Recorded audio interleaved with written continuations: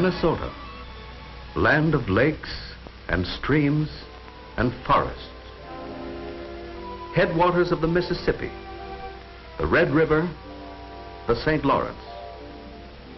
Longfellow's inspiration, where the falls of Minnehaha flash and gleam among the oak trees.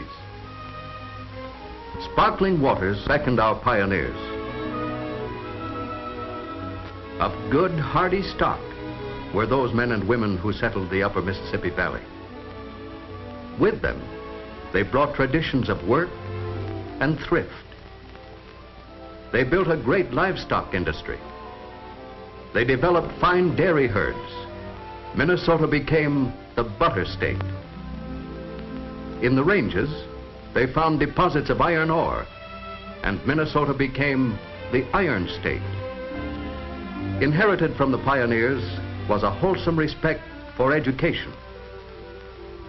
Minnesota in the 20th century is known for its progress in the arts and sciences. World-renowned are the works of its men and women in prolonging human life. It has become a great center of medical progress. A wealth of thriving industry makes Minnesota a state of balanced, healthy, sound economy. A spirit of neighborly cooperation. A love of individual freedom inherited from the early settlers. Friendly people these, sincere in their civic obligations. Good neighbors.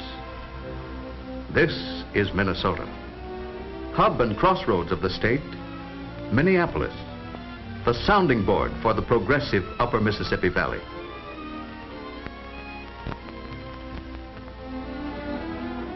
And the spokesmen for these good neighbors are their newspapers, the Minneapolis Star-Journal and the Morning and Sunday Tribune. A city within a city, neighbors working together, bringing all the news to all the people.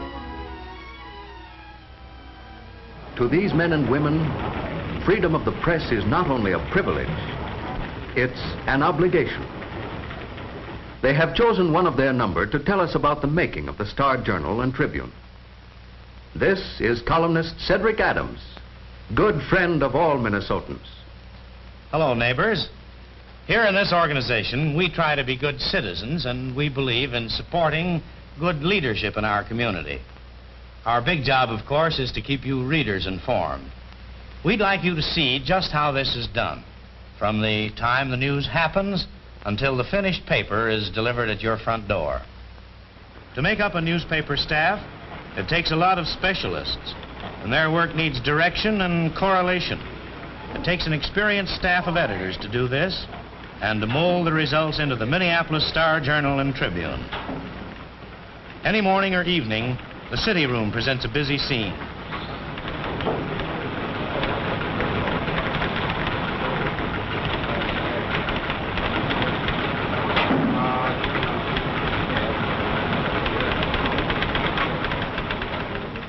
Every member of the team is a clock watcher. We have to be, for the printing of each edition is a challenge to fulfill a promise to deliver to the reader on time. To save precious minutes, reporters phone in local news items to rewrite men who put the news in story form. At the copy desk, all stories are checked for accuracy, and background material is added to make them more interesting to the reader.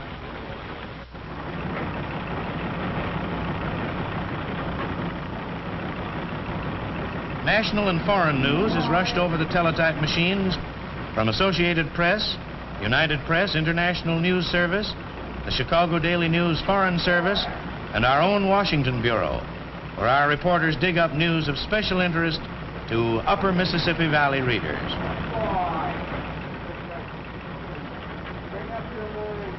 Our telegraph editor and a corps of assistants edit all the teletype material, just as the crew at the copy desk works up the local stories. All the news stories are sent by pneumatic tubes down to the composing room.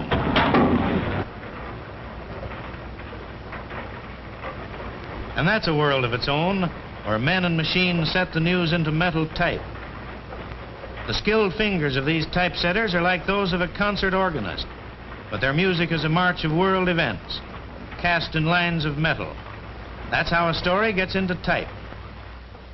Now, how about pictures? They're an important part of good reporting of the news. Our own staff of photographers covers the local scenes, for pictures help to tell the story, and they make it more interesting. We also get many pictures from far corners of the world. Wire photo brings us action scenes which have just been taken several thousand miles away.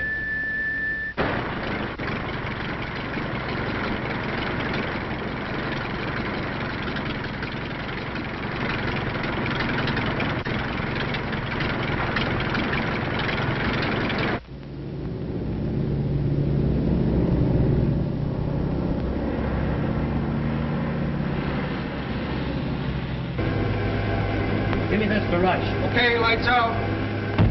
These pictures come over the telephone wires. A complete picture in 8 minutes. Wire photo is one of our modern miracles. So let's see how it works. Although it took years to perfect, the technique of sending pictures by wire is comparatively simple. It's not a matter of sending the whole picture at once, but of separating the picture into fine lines, sending those lines over a wire, and assembling them at the other end. Let's suppose we have a picture or a pattern which we want to send to another location. And the only way to send it is through a small tube. For our purpose, we'll make this picture on closely wound string. Now, if we start at one end of the picture, taking it line by line, we can run the string through the tube and assemble it at the other end, line by line, until we again have the original pattern. That's exactly what we do in wired photo transmission. We've merely unwound the original by lines in terms of lights and shadows, and wound it up again on the negative, giving us a duplicate image of what happened to the stunt car and airplane at the valley. And here is the finished picture, just 8 minutes by wire, and ready for the picture editors.